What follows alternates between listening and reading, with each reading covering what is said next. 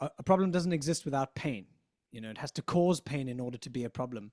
Otherwise, it's just a sort of an inconvenience. Like, oh, we can put up with that. It's not so bad. So I suppose there's always going to be this decision point where is the cost of the same greater than the cost of change?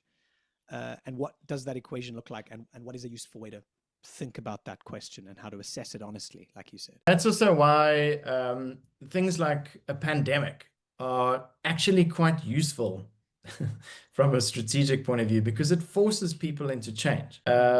It's, as they say, never let a good disaster go to waste. Disasters are great inflection points for change because they force people into a new perspective.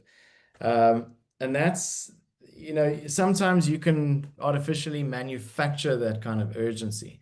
I remember years ago, I did some scenarios work with a big financial institution, and the scenarios were very pretty.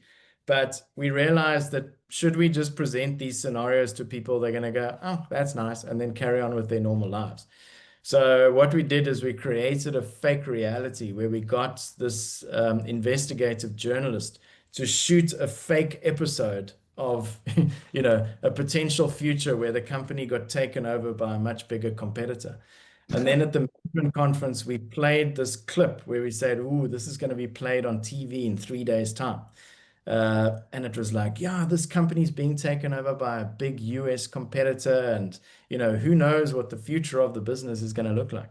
In the management conference, we had managers standing up on their cell phones, calling their wives like, might be fired or might be retrenched. Within 15 minutes, we put the lights on and said, nah, it's just a joke. It was just a potential future that might play out. Yeah. But it was the catalyst that people went like, holy shit, well, if that is a potential possibility, then I need to change today.